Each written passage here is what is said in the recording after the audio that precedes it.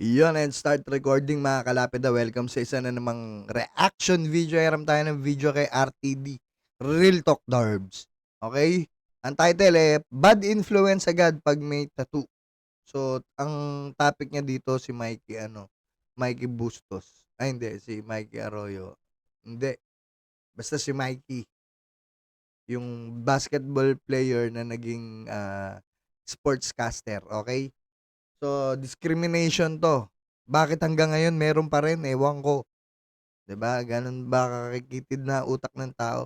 Alam niyo, ah, unang tattoo ko 1993 at ang special na nag-tattoo sa'kin, mga kalapid walang iba kundi si Alfred Guevara ng The Woods. Okey, 'yan yung mga nagta-tattoo sa mga artista noon pang 1990s. Okey? So, yun ang unang tattoo ko at ang tattoo ko yung dahil hindi ka pa marunong pumili nun may nauso yung mahilig kami sa metal-metal, yung Ugly Kid Joe, yung Statue of Liberty. So, yun yung pinatattoo ko dito sa braso ko, ayun. So, bata pa ako nun, sobrang sakit, pero natiis, 'di ba? Salute ako kasi kung hindi niyo kilala si Alfred Guevara, siya yung founder ng PhilTag, ayan. Okay. So, bad influence ba paggamit tattoo? Pakinggan nga natin si Real Talk Darbs. Tito Mikey, bad influence ba talaga sa mga bata dahil lang sa marami siyang tattoo? This is my UP tattoo. Ito na oble. Hi, Mikey. Confirm na on. They're asking lang if you're okay to wear long sleeves to cover the tattoos. Di naman siya dinudge, pinapalong sleeve lang. Pataway ang Tito Mike nyo. Yo, what's up? This is Real Talk Darbs, ang pambansang issue analyzer ng Pilipinas wherein I'm trying to influence you how to think critically about sa mga trending social issues ngayon dito sa Pilipinas. And today, we're gonna be talking about another viral issue patungkol kay Tito Mikey and his client na gusto daw katakpan ang kanyang mga tattoo. Hanggang ngayon ay masama pa rin ba ang tingin ng mga tao sa mga tao may tattoo? Kasi yung gantong may mga tatok, mga nakulong na yan. Walang mararating sa buhay yan. Bakit nung tinatuan ako, hindi naman ako yun yung nakulong. I mean nung nakulong ako, hindi naman ako natatuan. Okay? O, balik tuloy. Hindi ba talaga Baliktad. magandang example ito para sa mga bata? O hanggang ngayon, hindi pa rin tanggap ng society ang ganitong klaseng expression of art? Should this be a matter of choice and preference or a matter of respect? And of course, what are the things that we may be able to learn from this kind of situation? Let's Okay, bago natin pakinggan, bago natin tuloy, magbibigay uli ako ng insights tungkol siyempre sa experience ko, 'di ba? Halimbawa ako, negosyante ako, kumakausap ako ng mga tao, okey ba na nakalabas lahat ng tattoo ko? Siyempre merong mga nakalabas lalo na pagdating sa kamay. 'Pag sa kamay kasi, wala pala sa kaliwa. 'Pag nasa kamay kasi makikita talaga ng tao na 'yan, pero yung mga nasa sleeves ko, yung mga nasa braso ko, ang tawag dito, hangga't maaari kung halimbawa government project, 'di ba? Ako na mismo maglo-long sleeve ako, 'di ba? Magkedikwelyo ako kasi makikita rin yung tattoo ko sa leeg. So, pagka mga depende sa kausap mo, ikaw na mismo kusa mag-a-adjust kung kailangan mong mag-long sleeve or be yourself lang. Kasi meron namang mga puwede kang kausap sa negosyo. Halimbawa, ang kausap mo naman sa negosyo hindi naman government, mga car enthusiast. Meron kayong mga project pagdating sa mga kotse, may mga event kayo. Ayun, okey lang 'yun. Ah, kung ano ka, 'yun, okey lang 'yun. Pero pagdating sa mga government, siyempre although sabihin na natin para hindi ka lang sabihin na nating wala naman silang dini-discriminate, 'di ba? Para sa'yo lang, para sa sarili mo lang na para mas magtiwala yung tao, 'di ba, mas maganda at least proper pa rin, 'di ba? Kung paano ka makikiharap. Eh, kasi etong sila Tito Mikey na 'yan, naka-establish na tao na 'yan, kilala na sila, 'di ba? So sila kung ano yung meron sila, kailangan tanggapin niyo. Nakilala niyo akong ganito, kailangan tanggapin niyo ako, okey? Yun sila. Eh, paano yung mga hindi kilalang tao katulad namin na puro tattoo, na nakikipag-transact sa ibang tao or may event sa ibang tao, 'di ba? So, ang mag-a-adjust kami, hindi yung mag-a-adjust yung kakausapin namin. Kasi unang-una hindi naman kami kilala nung kakausapin namin, magme-meeting lang kami, 'di ba? Tapos makikita may puwede kang ma-discriminate dun, 'di ba? Although may mga ilang meetings ako sa government na naka-polo lang ako, labas yung mga tattoo ko, depende rin sa pakikipag-usap mo. Okey, depende rin siguro sa kausap mo, 'di ba? Pero si Tito Mikey dito, eh, nagpakatotoo lang siya, eh, good for him kasi kilala na sila. Okey, tuloy natin. Find out.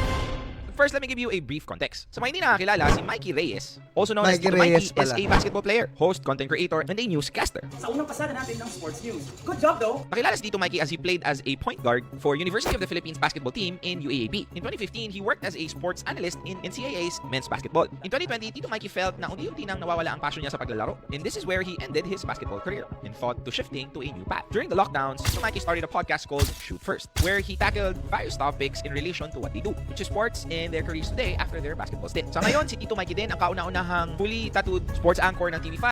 Ayun, kaya katulad niyan, halimbawa, tayo ngayon, eh, nandito tayo sa social media, nakikita ng mga tao, may tattoo, 'di ba? Ayan, may tattoo sa mukha, ayan. May sore eyes pa po ako kaya po ako sorry, may sore eyes pa po ako kaya ako naka-shades. Baka mahawa ko kayo, nakakahiya naman sa inyo. Okey, so 'di ba, ayan, may tattoo tayo sa mukha, ganyan-ganyan. Ah, tuloy muna natin.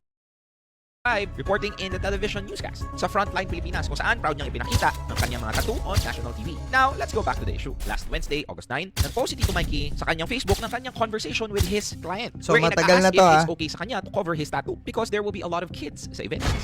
Allow me to read the full conversation. Hi, Mikey. Confirm na on. They're asking lang if you're okay to wearing long sleeves to cover the tattoos. Hi, sorry Eto, hindi ko alam kung dapat ba niya ilabas yung conversation nila nang hindi humihingi ng permiso dun sa ano, sa kausap niya. Kasi 'di ba 'pag private conversation, hindi mo puwedeng ilagay sa social media unless comment 'yan or ano. Pero kung text message, kung private, ang alam ko lang, puwede niyo ako i-correct pero ang pagkakaalam ko bawal yung ginagawa nilang ganyan, okey? Pero hindi ko sinasabing ito yung issue natin. Ang issue natin dito yung sa tattoo, okey? O balik tayo dun. to hear. I'm not really comfortable being asked to cover my tattoos to do my job. It's Okay. okay. Sorry, I think I'll have to pass on this. Hope to Yun. work with you guys soon. I Very understand good, very good, nag-pass na siya, 'di ba? Ayan, po. Family day daw po and there will be a lot of kids kaya pinapatanong lang po. But I'll let him know po. ayan. So, pagdating sa bata, anong masasabi ko? Yung mga bata nagiging open-minded na rin pagdating sa tattoo, as hindi siya masama at as hindi siya pangit. Pero hindi naman iniimpluwensyahan na magpa-tattoo yung anak mo or yung bata, 'di ba? Kasi ako yung panganay ko hanggang ngayon 30 years old walang tattoo. Bakit? Choice niya 'yun. Nakikita niya kung ano yung gusto niya, kung ano yung totoo, 'di ba? Pero kung halimbawa meron akong yung ibang anak ko pagka nag-18, 'pag nag-18, 18. 'Pag nag-18 sila gusto nila magpa-tattoo, may magagawa ka ba? Wala. Kasi nung nagpa-tattoo ako 18 ako wala naman nagawa yung magulang ko, 'di ba? Okey, tuloy. Bukod dito, sinabi rin niya sa caption that he assumed na kilala nila siya bago nila siya kunin. He also started 3 points about what happened. At ang Tama. sabi niya dito, I assume na kilala niyo naman kung sinong kinukuha niyo. Number 1, you could have just told me na ang attire is formal or need na long sleeves and I wouldn't look into it. Susunod naman ako. Number 2, my tattoos make Very good. Sana ginanon tama 'yun. Tama 'yun, tama yung sinabi niya, 'di ba? Sana sinabihan siya, okey? Very good. me bad for kids. Paano kung may ma-impart pala sana akong maganda sa kanila? Number 3, I'm sure 'Yun, tama din 'yun, 'di ba? Hindi lahat ng pakinggan natin si Real Talk. Uy, naman tayo guys. God is good for us to worry about mistakes. Dagdag pa rito, he also said na because of him being himself, ay marami siya naging kaibigan at na-achieve, kaya naman hindi niya nagugustuhin pang mag-pretend to be someone that he is not. Sabi niya, I've already made more friends and achieved more things being myself than I could ever have trying to be someone else. Ika ng mga tito-tita, thank you next. Dito ang Mikey's post garnered thousands of reactions, shares, comments mula sa fans. The Chef YLYTTV. Hey, I have tattoos too. As long as we do our jobs well, di ba? Sabi naman ni Jay Navarro Pagador III, bawat judgmental, hindi sa tattoo, nabibase ang pagkatao ng isang individual. Sabi naman ni Mon Calnas, 2023 na. Stop normalizing na pag may tattoo, masamang tao na. By the way, good job. The same day at 4:38 PM, Tito Mikey posted a selfie with a caption, "Nangyari, okay na po yan. Trabaho na po ulit tayo. Hindi tayo iintayin ng salapi. Hope everyone is having a great day. Tama. Huwag natin kalimutan na magpasalamat kay Lord." yun. Tama yun, tama yun. Tama yung payo niya. Tama yung mga nagko-comment, di ba? Stop, tattoo discrimination. Kaya lang hindi natin pa rin mapiplease talaga lahat. Balance yan. Pag may positive, may negative pa rin. Pero dapat alam natin kung paano natin i-handle at saka kung paano natin haharapin yung mga ganyan taong negative. So, yun yung maipapayo ko dyan. Diba? Katulad nga ng sinasabi ko, depende sa kausap ko kung kailangan ka naka-Amerikana. Dahil yun yung dapat maging pupuntahan mong event. You should wear proper attire, diba? Yun lang siguro. Hindi sila siguro nagkaintindihan kung anong event yon na family day na may kids, ganyan-ganyan, na hindi nasabi. So, tama naman si Mikey, move on, negosyo, trabaho ulit. Very good. Very good very good attitude ni Mikey. So what are the 3 things that we may be able to learn from this kind of situation? Number 1, good influence is more than just physical attributes. Being a good influence was portrayed through outer appearance before. Dati kasi kapag malinis ka sa katawan, maayos ka tingnan, gwapo ka o maganda, ang isip ng tao ay mabuti kang tao. Yung iba nga ngayon, napakagwapong, magagandang katawan, pero grabe, tae content. Kaya maganda kang impluwensya. Lalo na sa mga pelikula. Kadalasan ang mga kontrabida, kung hindi mo kang madungis ay palaging may bisyo o palamura. That's why they were portrayed as bad influence. However, I hope by this time we were able to debunk that Ayan, kind wala of na yan, wala dahil, na yan. aminin man natin o hindi lahat ng tao na malinis sa panlabas, malinis ang kalooban. Oo, lalo na sa politika, tsaka mga nasa religion. Madami ding ganyan. Marami. Kung hindi mo gusto ang taong may tattoo dahil mukha silang madumi or hindi akma sa paniniwala mo, wala naman pumipigil sa'yo. Pero wag naman sana nating generalize ang isang tao dahil sa preference nilang gawin sa sarili nilang katawan. Number 2, embrace the person for who they are, not just the parts you want or agree with. Have you ever been in a situation na sinabihan ka na, okay ka naman, mabait ka naman, matalino ka naman, pero dadagdagan nila ng salitang kaso? What would you feel if you're in the same situation? You'd feel bad, right? Kasi there is an implication that you are not enough. At yun sana ang mabago sa atin ngayon. In this time, I hope you realize na hindi naman porket may tattoo ang isang tao, masama na ito. And that, sana wag din natin isipin at disregard ang mga bagay that is great that we see in them. Just because there is something in them na hindi lang natin gusto. Tulad ni Tito Mikey at tulad ko, may mga tattoo. Magaling ka sana magsalita. Nakaka-inspire ka ng maraming tao. Kaso, meron ka lang tattoo. So, stop tattoo discrimination. We should embrace them for who and what they are. Because mind you, they would be a different person kung hindi sila naging ganun noon. Number 3, never limit yourself in other people. Siguro kung nililimitahan ko yung sarili ko sa mga bagay na kaya kong gawin, baka wala ako dito ngayon nagsasalita sa harap nyo. And I have met a lot of people who inspired me to never limit myself. Kaya sino naman ako para limitahan ng iba? Or to judge them beforehand about the things that they can or can't do. There is always more than what meets the eye. Sana by this time hindi na bad influence ang tingin mo sa taong may tattoo. Because most of the time, these people are full of talent and interesting ideas. Tandaan mo that what you just see is not the whole truth. It's just the tip of the iceberg. There's always more beneath the surface. Real talk. Real talk. First and foremost, I truly respect Tito Mikey for standing up for himself. Hindi lahat ng tao has that kind of courage. And it Ayan. Tama yun. Pero, syempre, ito, kilala na sila eh.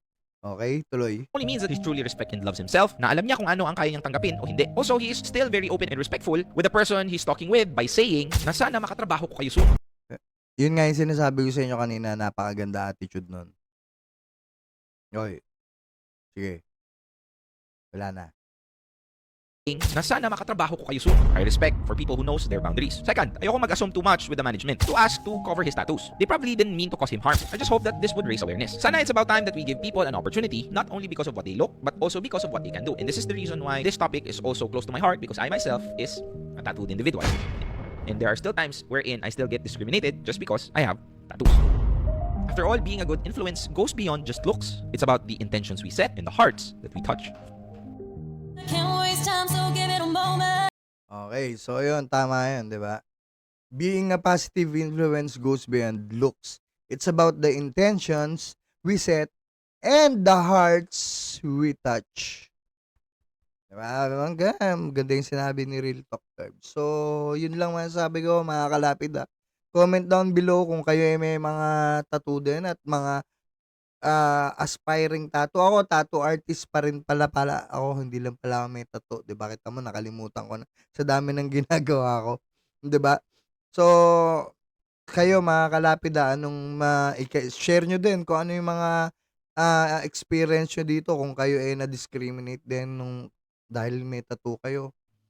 Anong plano nyo sa mga tattoo nyo? Gusto nyo ba magpa-tattoo sa akin? Sabihin nyo lang. 'Di ba? So, comment down below mga kalapida at yun muna and thumbs up tayo kay RTD dito tsaka kay Mikey Reyes.